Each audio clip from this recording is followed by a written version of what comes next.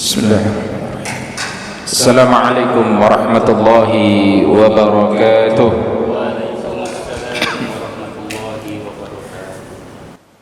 Innal hamdalillah nahmaduhu wa nasta'inuhu wa nastaghfiruh wa na'udzu billahi min shururi anfusina wa sayyiati a'malina. Man yahdihillahu fala mudilla lahu wa man yudlil fala hadiya lahu. أشهد أن لا إله إلا الله وحده لا شريك له وأشهد أن محمدا عبده ورسوله اللهم صل على محمد وعلى آل محمد قال الله عز وجل يا أيها الذين آمنوا اتقوا الله حق تقاته ولا تموتن إلا وأنتم مسلمون يا أيها الذين آمنوا كتب عليكم الصيام كما كتب على الذين من قبلكم لعلكم تتقون فإن أصدق الحديث كتاب الله وخير الهدي هدي محمد صلى الله عليه وسلم وشر الأمور محدثاتها وكل محدثة بدعة وكل بدعة ضلالة وكل ضلالة في النار أما بعد. Bapak-bapak, saudara-saudara jamaah Masjid Asy-Syuhada yang senantiasa berharap mendapatkan rahmat, ampunan dan ridha Allah Subhanahu wa taala. Alhamdulillah, hari ini kita sudah berada di hari ke-20. Insyaallah maghrib nanti kita akan memasuki hari ke-21 di bulan suci Ramadan ini. Tentu perjalanan 20 hari telah kita lewati bersama Ramadan, setidaknya memiliki beberapa catatan untuk dievaluasi, karena kita akan memasuki suatu fase di mana disinilah puncak dan tebaran keutamaan di bulan Ramadan itu ada pada 10 terakhir di bulan Ramadan. Maka kita perlu betul-betul meningkatkan semangat ibadah kita menghadapi 10 terakhir ini, karena 10 terakhir ini adalah peluang, kesempatan emas yang kita tidak tahu apakah di tahun depan kita akan mendapatkan kesempatan ini. Maka kita perlu maksimalkan diri kita untuk menghadapi, menyambut 10 terakhir dengan senantiasa lebih dekat dan meningkatkan amal ibadah kita kepada Allah Subhanahu wa taala. Namun kenyataan yang sebagian kaum muslimin kita rasakan dari tahun ke tahun ini menjadi fenomena yang sudah biasa terjadi di kalangan kaum muslimin. Dan tentu kita berharap ada sesuatu hal yang baik di tahun ini tentunya. Artinya kebiasaan-kebiasaan di 10 terakhir ini jangan sampai sama dengan tahun kemarin. Setidaknya ada peningkatan jauh lebih baik dibandingkan dengan tahun-tahun sebelumnya. Apa kebiasaan atau keadaan kaum muslimin menjelang 10 terakhir di bulan Ramadan? Ini biasa kita saksikan, ya. Yang pertama, menurunnya semangat dalam beribadah. Ya, menurunnya semangat ibadah. Kalau kita ingin bandingkan sejak hari pertama, kedua, ketiga Ramadan, kita akan melihat pemandangan yang berbeda. Di mana-mana, di masjid, di musalla, itu penuh hari pertama, kedua, ketiga. Penuh semua. Orang berbondong-bondong melaksanakan salat tarawih. Bahkan sampai pengurus masjid menyediakan tempat di luar masjid saking gak muatnya. Ya. Namun pemandangan itu tidak lama kita saksikan. Ya, hari keempat mulai berkurang, hari kelima, hari keenam, sampai dengan hari ke-20 ini kita akan melihat siapa yang betul-betul istiqomah dalam mendirikan Qiyam Ramadan ini. Dan ini terlihat dari jumlah jamaah sholat isya dan tarawih yang semakin hari semakin berkurang. Ini pemandangan yang setiap tahun kita saksikan begini, ya. Padahal para sahabat, para salafus salih, justru di 10 terakhir ini kemudian mereka semakin meningkatkan ibadah mereka kepada Allah Subhanahu wa taala. Keadaan yang kedua, di mana waktu luang sebagian kaum muslimin banyak digunakan untuk hal-hal yang kurang bermanfaat, ya, seperti misalkan apa, bermedia sosial, buka Facebook, TikTok, WA, YouTube, itu paling banyak mendominasi hari-hari kosong kita, ya. Istirahat sejenak, yang dibuka handphone. Inilah yang kemudian kita rasakan keadaan kaum muslimin dimanjakan dengan handphonenya, media sosialnya, ya. Apalagi yang senang main game, ya. Saya kira yang main game itu anak-anak saja, ternyata bapak-bapak juga ada yang main game, ya. Ya. Ada itu bapak-bapak juga yang suka main game. Diisi dengan apa? Ngobrol, ya. Kemudian selain, ya kalau nggak ngobrol, bermedia sosial, lebih banyak apa? Tidur, ya. Tidur. Dalilnya yaitu dari tahun ke tahun pakai dalil palsu itu, ya. An-naumus sha'imul ibadah. Tidurnya orang puasa itu adalah ibadah. Ini terus yang dipakai dari tahun ke tahun. Ini hadis palsu, ya, maudhu, hadis yang tidak bersumber.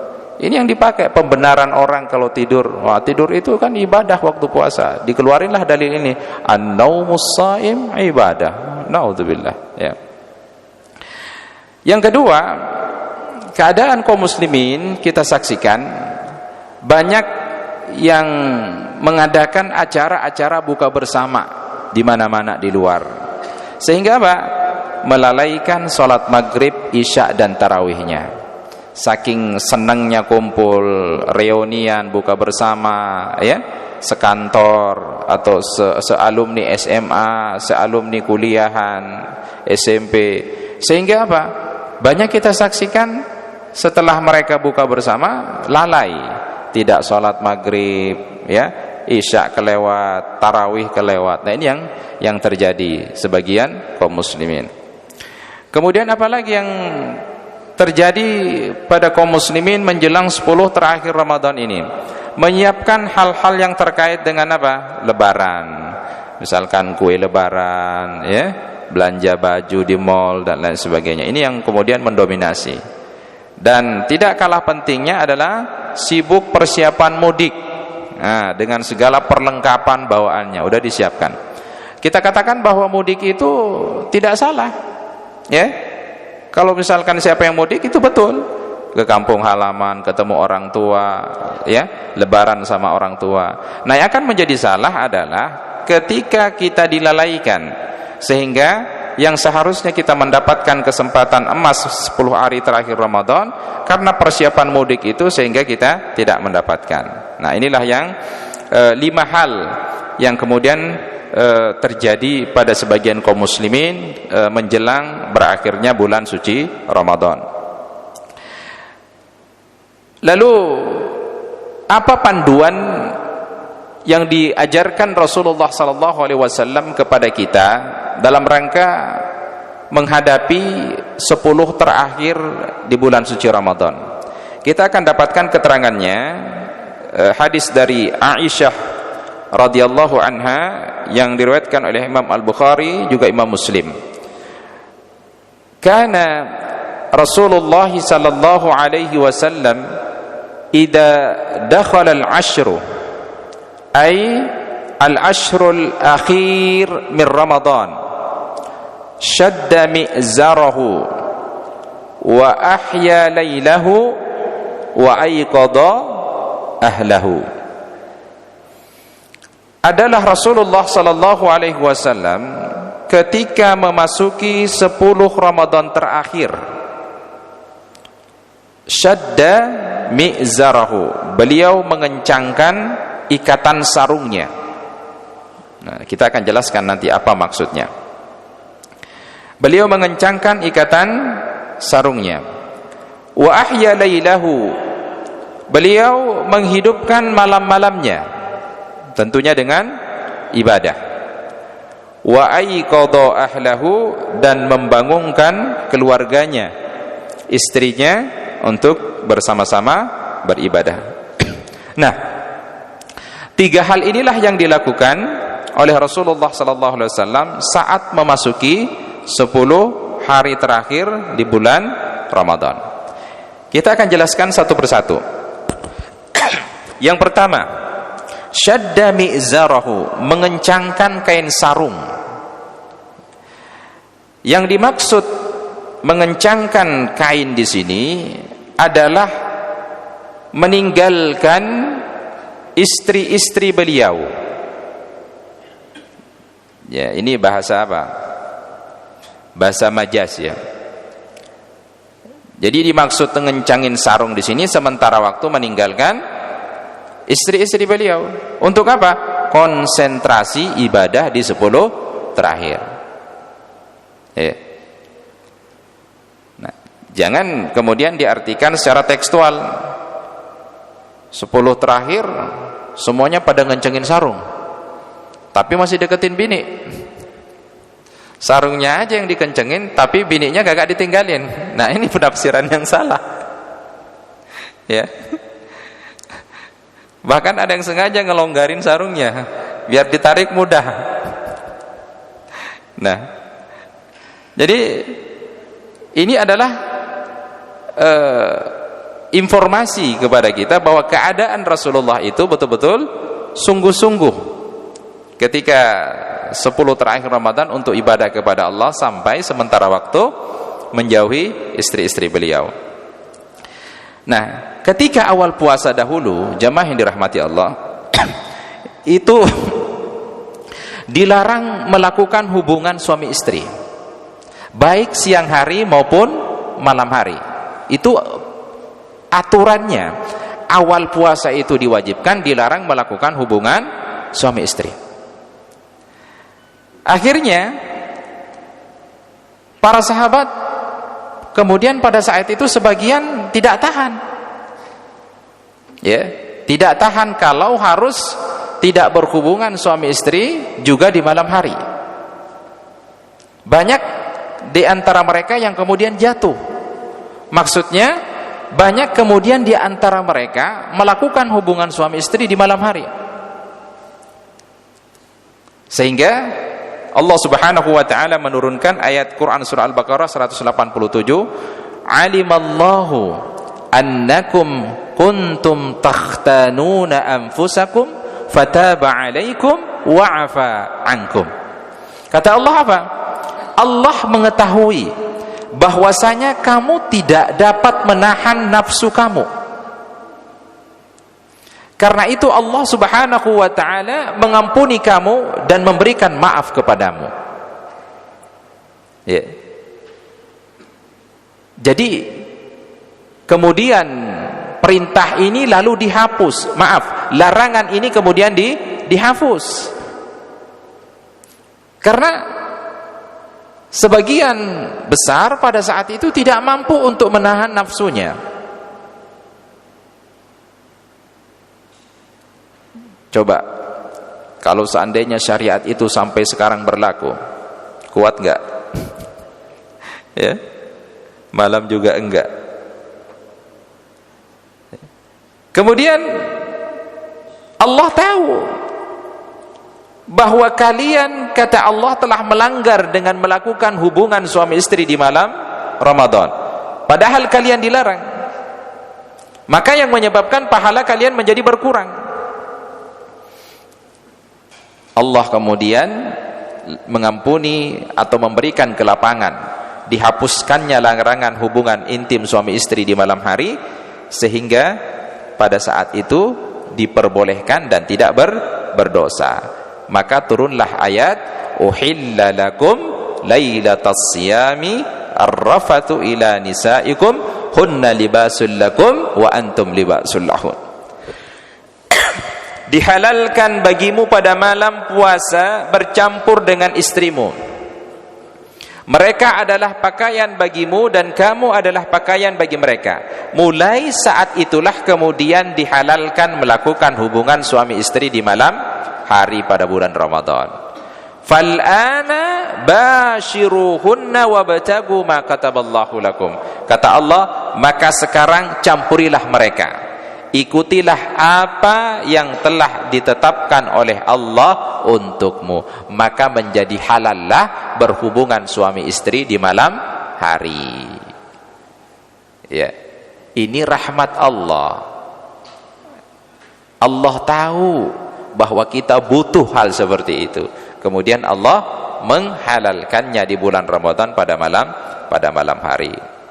Namun yang perlu diketahui dan tetap menjadi larangan adalah pada saat masuk 10 terakhir Ramadan ada satu ibadah di mana kita disunnahkan melaksanakan iktikaf, maka kemudian iktikaf inilah atau orang yang melakukan iktikaf ini dilarang melakukan hubungan suami istri. Wala tubashiruhunna wa antum aakifuna fil masajid.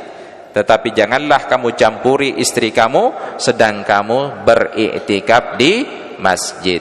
Karenanya Rasulullah 10 terakhir Ramadan karena beliau beriktikaf, maka apa yang dilakukan? Sadda mi'zarahu, ngencengin ikatan sarung, ninggalin istri. Karena ada larangannya melakukan hubungan istri saat iktikaf. Ya, jangan lagi iktikaf malam-malam izin sama pengurus mau kemana, pulang sebentar nih. Ngapain? Ada sarung ketinggalan, mau diikat dulu. Ini kacau nih ya. Nah itu.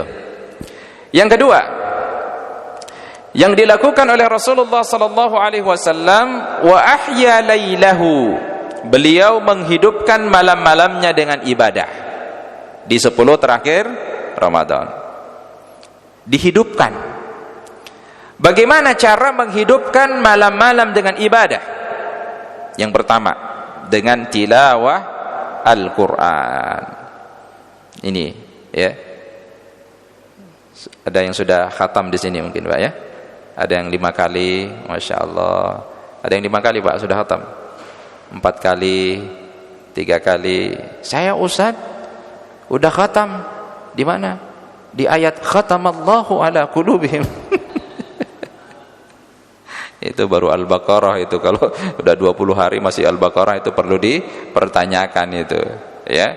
Nah, seharusnya kalau sekarang misalkan kita sudah mau memasuki 21, harusnya kalau targetnya 1 kali khatam sudah berada di juz 21. Harusnya kalau sekali khatam. Tapi kalau yang mau 2 kali khatam, ini sebenarnya sudah khatam nih, tinggal melanjutkan lagi, ya. Kan 1 hari 1 juz, ya, one day 1 juz. Nah kalau kita mau ikuti dari tanggal 1 kemarin, sekarang udah masuk tanggal 21, harusnya kita sudah berada di juz 21. Itu sudah masuk itu, ya.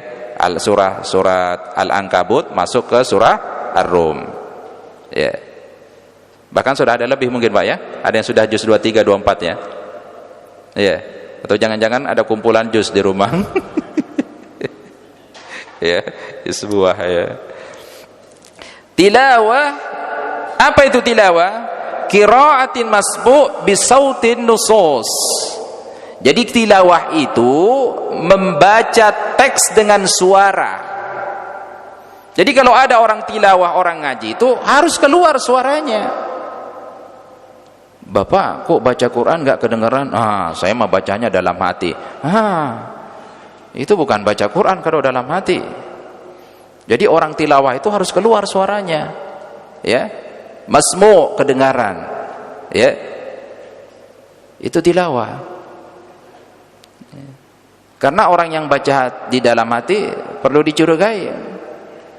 Tiba-tiba udah tamat aja.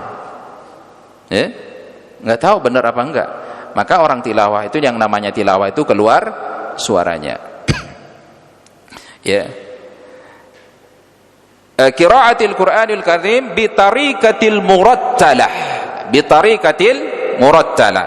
Dengan jalan tartil. Kemudian wa mujawwadat waqfan li ahkamit tajwid, memperbagus, memperindah suara tentu sesuai dengan hukum tajwid. Nah, itu tilawah. Jadi kalau orang yang tilawah itu betul-betul harus terekspresikan dirinya. Dia menunjukkan perasaan, pikiran, emosi. Terlihat itu dari mana? Dari wajah, dari suara, gerakannya. Jadi kalau orang yang paham betul baca Quran, maknanya ketika dia bicara tentang ayat-ayat neraka, dia sedih, menangis, berlindung kepada Allah agar tidak dimasukkan ke dalam neraka. Makanya kalau kita lihat imam-imam, misalkan imam-imam Masjidil Haram, kalau lagi ngimamin kadang nangis, biasanya yang dibaca itu ayat apa tentang nangis itu? Biasanya yang dibaca ayat-ayat tentang neraka atau ayat-ayat tentang kedua orang tua. Nah, kalau misalkan dibacakan tentang ayat surga, kita senang, seolah-olah kita berada di dalam kerumunan ahli surga. Maka orang yang membaca Al-Quran itu, tilawah itu harus ada intonasinya, ada nada suara, penekanan. Kalau kita tidak tahu maknanya, ya sekali-kali setelah selesai baca kita baca artinya. Nah, maka Nabi kita Nabi Muhammad sallallahu alaihi wasallam di bulan Ramadan ini ajwadan nas, adalah orang yang paling gemar memberi. Wa ajwadu ma yakunu fi Ramadan, lebih ditingkatkan lagi memberinya pada bulan Ramadan. Hina yalqahu Jibril, tatkala itu malaikat Jibril menemui beliau. Wa kana Jibrilu alaihi salatu wassalam yalqahu fi kulli lailatin min Ramadan. Adalah malaikat Jibril datang menemui Rasulullah setiap hari di bulan Ramadan. Fayudarisuhul Quran. Dan malaikat Jibril mengajarkan Al-Quran atau bertadarrus dengan Nabi Muhammad sallallahu alaihi wasallam. Nah, ini yang dilakukan yang pertama adalah menghidupkan dengan tilawah Al-Quran. Imam Ibn Rajab Al-Hambali rahimahullah ta'ala berkata, beliau mengatakan hadis di atas tentang malaikat Jibril fayudarisul Quran, bertadarus bersama Rasulullah sallallahu alaihi wasallam, menunjukkan bahwa kaum muslimin dianjurkan untuk mempelajari Al-Quran, wabil khusus pada bulan Ramadan.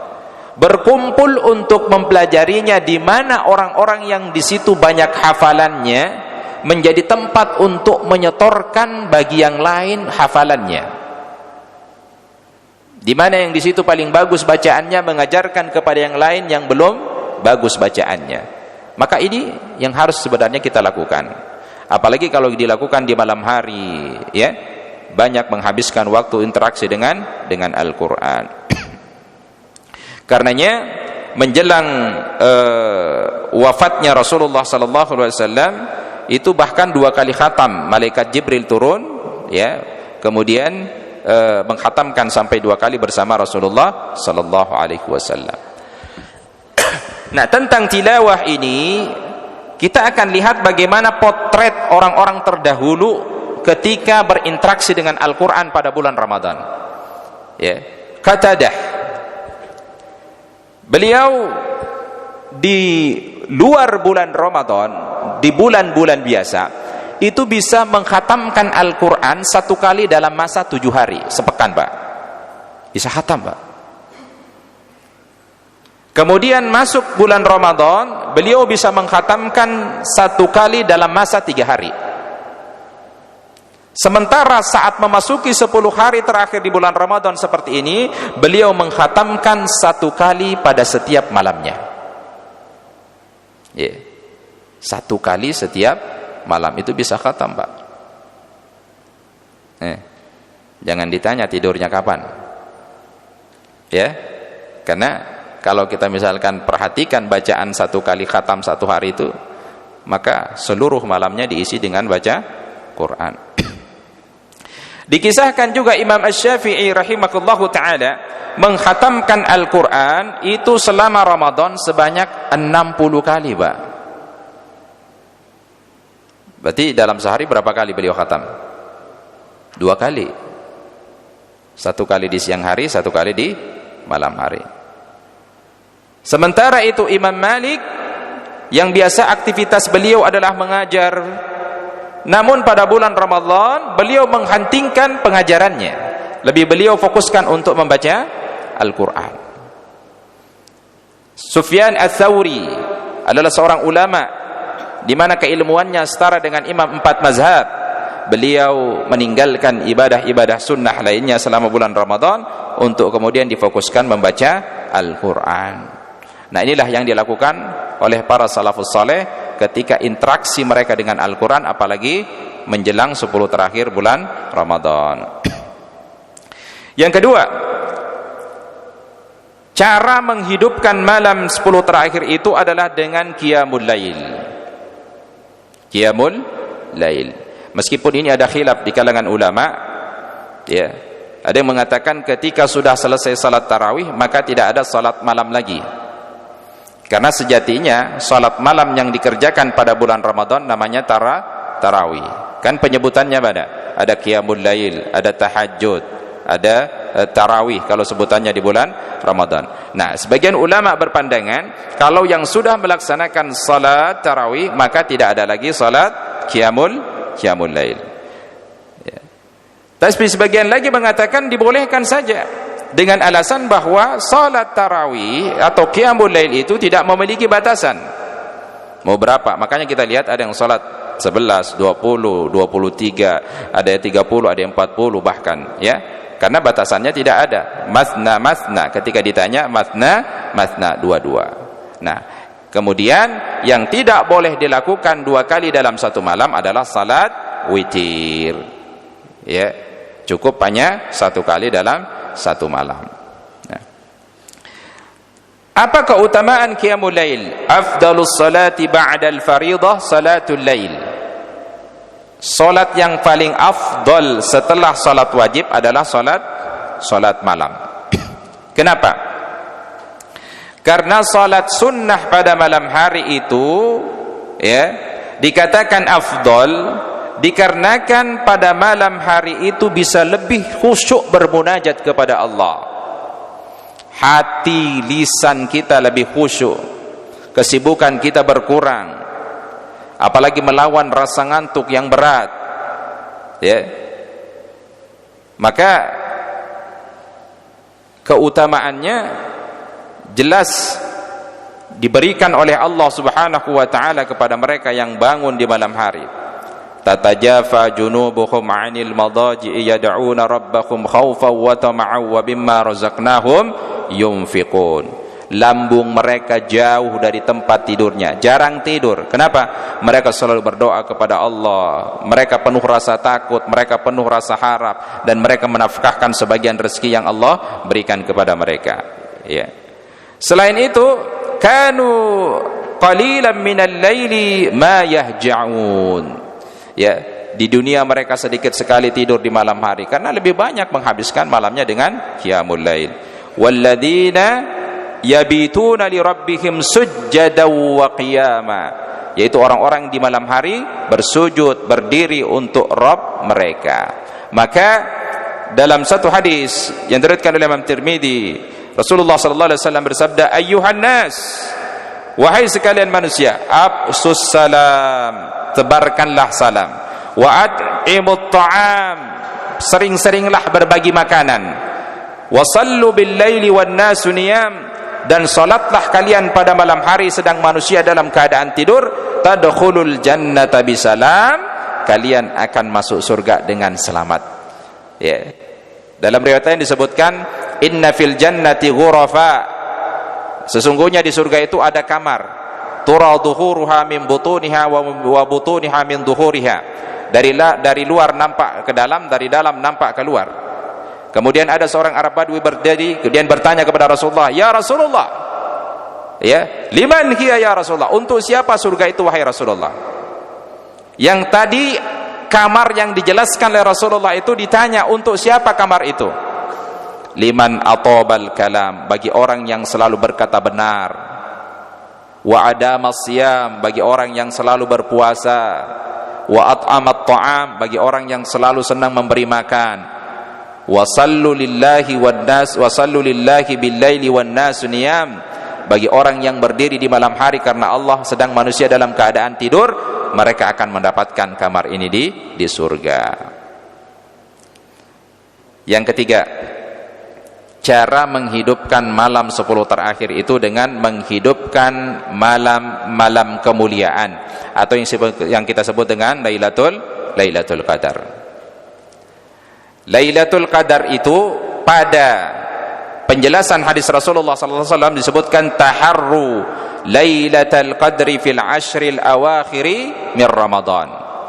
Carilah Lailatul Qadar itu, burulah Lailatul Qadar itu pada 10 terakhir di bulan Ramadan. Dalam keterangan lain disebutkan fil witri, ya, fil witri, dalam malam-malam ganjil. 21, 23, 25, 27 dan seterusnya, malam-malam ganjil. Ada 3 tingkatan orang menghidupkan Lailatul Qadar. Tingkatan pertama adalah tingkatan yang paling rendah, di mana orang itu mengerjakan sholat isya secara berjamaah dan bertekad melanjutkan dengan sholat subuh berjamaah. Maka ini termasuk orang yang menghidupkan Lailatul Qadar, tapi tingkatannya tingkatan paling rendah. Dinukil oleh Imam Asy-Syafi'i dalam kitabnya Al-Um, juga dari sekelompok ulama-ulama Madinah sampai pada Ibnu Abbas disebutkan, anna ihya'aha yahsulu bi an yusalli al-isya'i fi jama'ah wa ya'zimu ala an yusalli subhi fi jama'ah. Menghidupkan Lailatul Qadar bisa dengan melaksanakan salat isya berjamaah dan bertekad untuk melaksanakan salat subuh secara berjamaah. Ini bisa disebutkan menghidupkan malam kemuliaan Lailatul Qadar. Ya. Dan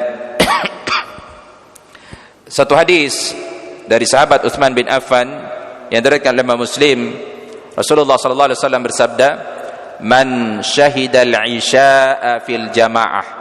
Barang siapa yang salat isya dengan berjamaah, kana lahu qiyamu nisfi lailah, maka baginya pahala salat separuh malam. Orang yang salat isya berjamaah. Wa man shallal isya'i wal fajr fi jamaah kana lahu ka qiyamil lailah. Adapun orang yang salat isya dan salat subuh berjamaah, maka ia dicatat mendapatkan pahala salat semalam penuh. Maka inilah yang menjadi dalil bahwa orang yang salat isya dan salat subuh berjamaah dicatat sebagai orang yang menghidupkan malam Lailatul Qadar. Tingkatan yang kedua, tingkatan pertengahan, yaitu menghidupkan sebagian besar malamnya dengan ibadah. Misalkan dia sudah salat isya berjamaah, setelah selesai salat isya berjamaah dia dilanjutkan dengan tilawah Al-Quran, misalkan sampai jam 11 atau sampai jam 12, kemudian dia tidur, ya, bangun subuh, dia sholat subuh. Nah ini orang yang melaksanakan tingkatan pertengahan, menghidupkan malam Lailatul Qadar. Adapun tingkatan yang ketiga adalah tingkatan paling utama, yakni menghidupkan seluruh malam Lailatul Qadar itu dengan ibadah kepada Allah. Ya, mulai dia dari salat isya berjamaah, kemudian dilanjutkan dengan tilawah Al-Quran sampai malam hari, tidur sebentar hanya 1 jam, bahkan mungkin setengah jam, bangun lagi salat qiyamul lail, kemudian dilanjutkan dengan apa? Tilawah lagi, kemudian dia makan sahur, setelah makan sahur tilawah lagi, kemudian setelah itu dia pergi ke masjid, salat subuh berjamaah, setelah salat subuh tilawah lagi, sampai dilanjutkan dengan salat syuruknya di masjid atau di musala. Ini yang menghidupkan penuh. Inilah yang paling utama. Ya, dari 3 tingkatan tadi, tingkatan paling rendah, menengah, dan tingkatan yang paling utama. Maka Aisyah pernah bertanya kepada Rasulullah, "Ara'aita in 'alimtu ay lailatul qadri ma aqul?" wahai Rasulullah, jika saya ada suatu hari tahu bahwa itu adalah malam Lailatul Qadar, apa yang saya harus ucapkan?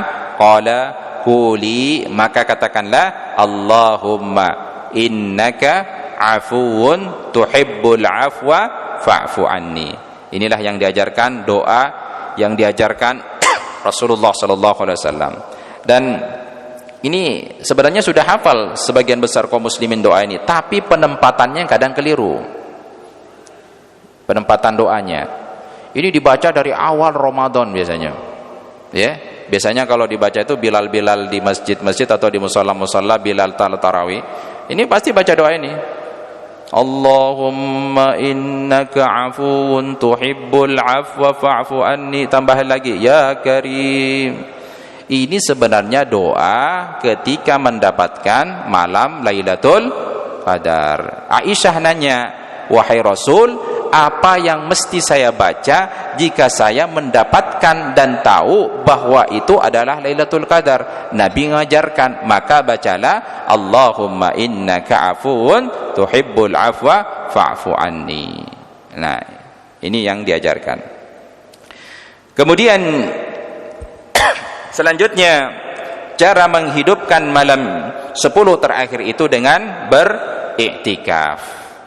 Kana Nabi sallallahu alaihi wasallam ya'takifu fi kulli Ramadhan 10 ayyam. Adalah Nabi sallallahu alaihi wasallam biasa beriktikaf pada bulan Ramadan selama 10 hari. Falamma kana al-'aam alladhi qubida fihi i'tikafa 20 yawman. Namun pada tahun akan wafatnya beliau beriktikaf selama 20 hari. Rawahul Bukhari.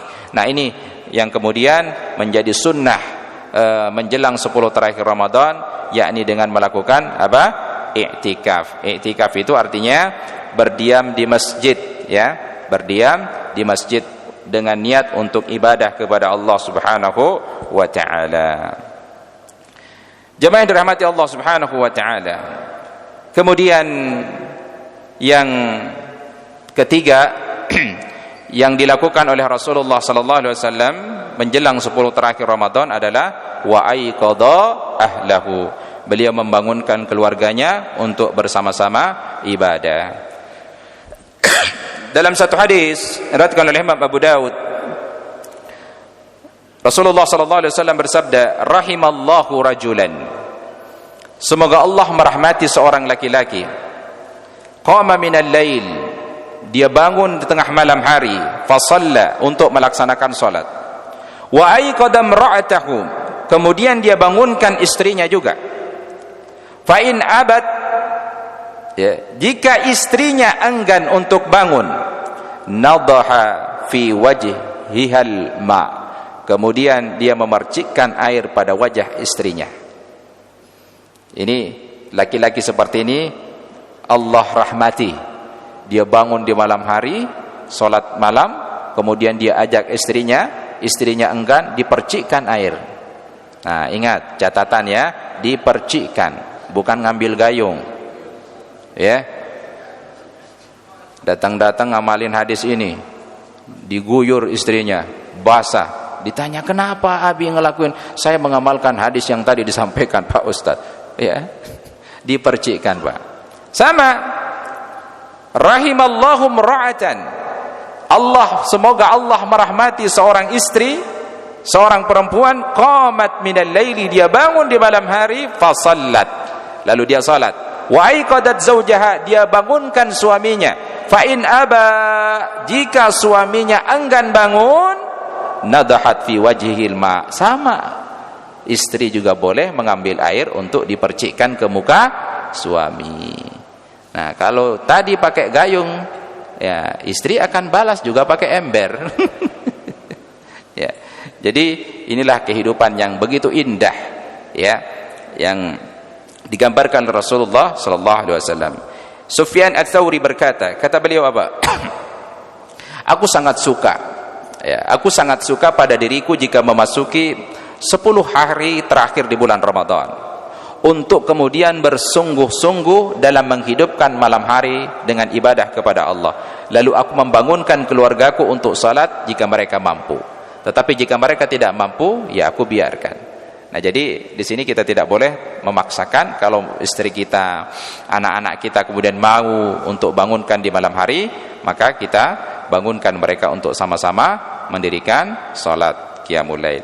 Nah, inilah jemaah yang dirahmati Allah Subhanahu wa taala, 3 hal garis besar yang dilakukan Rasulullah sallallahu alaihi wasallam menjelang atau memasuki 10 hari terakhir Ramadan. Yang pertama, syadda mi'zarahu, mengencangkan sarungnya, artinya sementara waktu beliau meninggalkan istri-istrinya karena fokus ibadah. Kemudian yang kedua, ahya lailahu, beliau menghidupkan malam-malamnya dengan apa? Tilawah Al-Qur'an, qiyamul lail, menghidupkan Lailatul Qadar, beriktikaf, berzikir, bersalawat kepada Nabi Muhammad sallallahu alaihi wasallam. Ini yang kemudian dilakukan. Dan yang terakhir adalah wa aiqadha ahlahu, beliau membangunkan keluarganya, istrinya, anak-anaknya untuk bersama-sama menghidupkan malam-malam 10 hari terakhir di bulan Ramadan. Nah, inilah jemaah yang dirahmati Allah Subhanahu wa taala yang harus kita lakukan, karena insyaallah pada maghrib nanti kita sudah memasuki malam ke-21. Mudah-mudahan pada malam-malam berikutnya, terutama pada malam-malam kemuliaan, Allah pertemukan kita dengan Lailatul Qadar. Allah takdirkan kita untuk bisa merasakan nikmatnya atau indahnya bertemu dengan malam kemuliaan. Thayyib. Barangkali ada yang mau disampaikan atau mau ditanyakan seputar apa yang tadi kita bahas, kami persilahkan.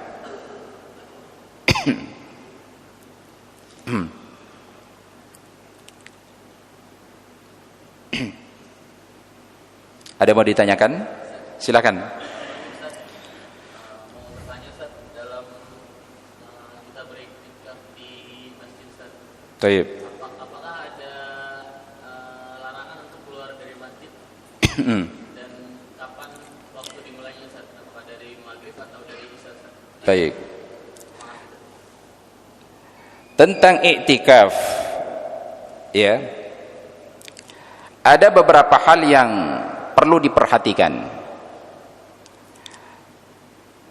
Lama iktikaf yang paling utama adalah ketika memasuki hari pertama 10 terakhir Ramadan sampai kemudian berakhirnya Ramadan. Itu adalah iktikaf yang sangat utama, paling utama dan dianjurkan. Ya. Jadi kalau misalkan tanggal 21 sekarang sudah mulai masuk masjid, kemudian berakhirnya keluar pada hari terakhir Ramadan. Jadi selama 10 hari itu berada di dalam masjid. Nah, iktikaf yang kedua adalah pada malam hari dia niatkan setelah masuk maghrib dia niatkan untuk iktikaf, kemudian pagi harinya kemudian dia selesaikan. Ini iktikaf cara yang kedua. Ya. Dan iktikaf cara yang ketiga ini biasanya dilakukan pada malam-malam ganjil 10 terakhir Ramadan saja.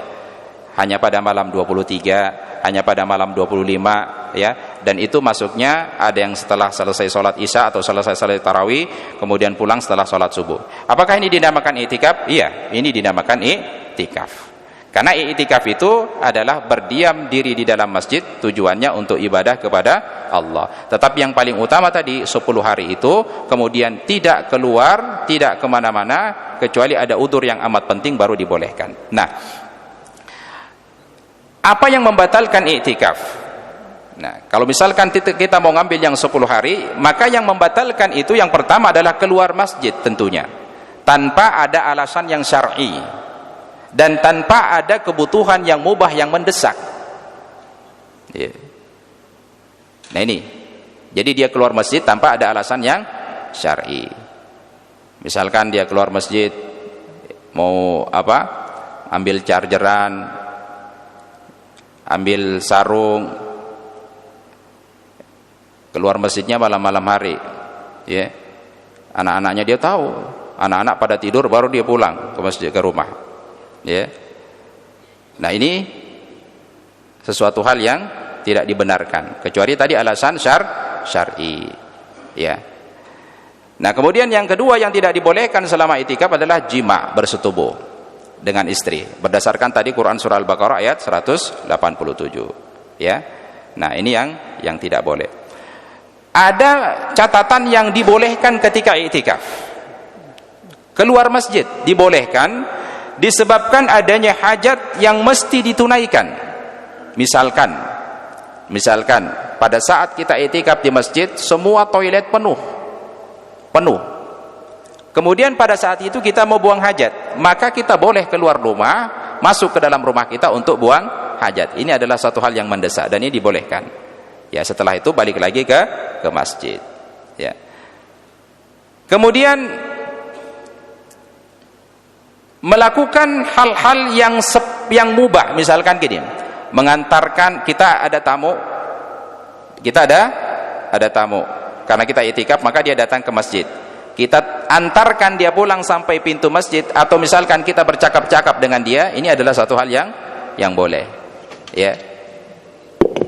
Atau istri mengunjungi suami yang beriktikaf boleh, atau misalkan suami istri beriktikaf boleh, ya, selama terjaga dari hal-hal yang tidak diinginkan. Ya, ini yang dibolehkan. Nah, itu tadi ada yang dibolehkan, ada yang tidak dibolehkan, kemudian ada tingkatan iktikaf tadi, ada yang paling utama, kemudian ada hanya sekedar malam hari kemudian pergi di pulang hari. Allahu a'lam bishawab. Fadhal.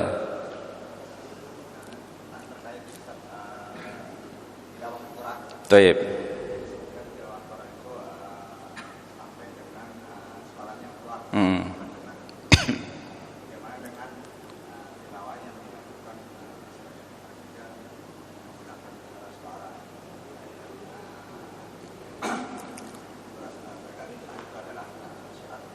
Baik. Pada dasarnya tilawah atau membaca Al-Quran itu adalah keluarnya suara, ya, minimal kita sendiri yang mendengar suara kita, dan dianjurkan untuk melakukan tilawah kalau orang yang sudah mahir, pandai membaca Al-Quran, maka dianjurkan untuk tilawah sendiri.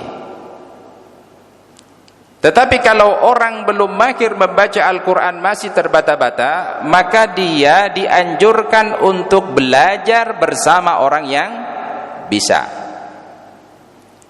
Ya. Dan kemudian tadi kita lihat bahwa Rasulullah sallallahu alaihi wasallam melakukan fayudarisuhul Quran. Maka di bulan Ramadan tilawah ini dianjurkan untuk dibaca sendiri-sendiri. Ya. Ustaz, bagaimana kalau misalkan dibaca di dalam masjid kemudian dikeluarkan suaranya pakai pengeras suara? Kita katakan bahwa hal seperti ini tidak pernah dicontohkan oleh Rasulullah sallallahu alaihi wasallam.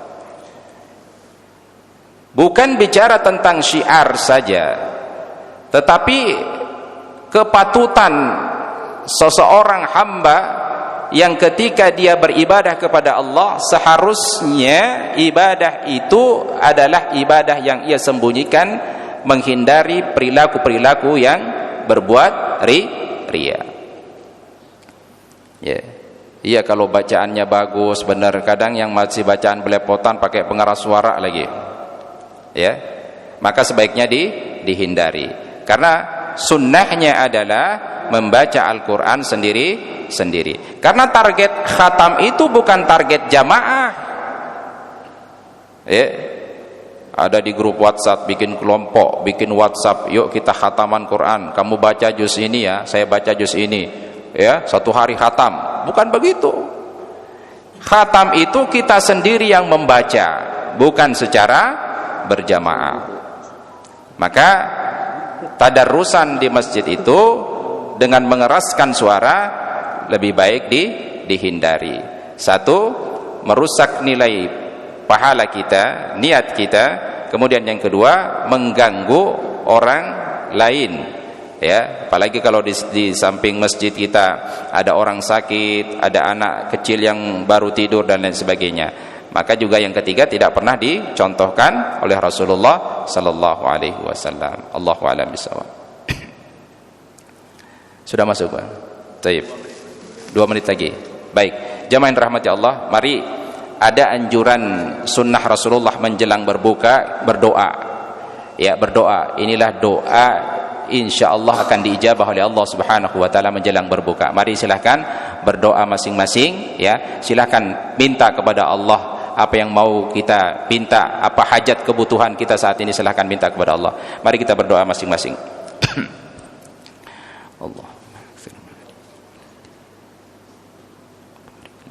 فيما أعطيتني وآت الحياة على طاعتك وأحسن عملي واغفر لي وأحسن اللهم اكفني بحلالك عن حرامك ومن فضلك من سوء ربنا هب لنا من أزواجنا ربنا ظلمنا أنفسنا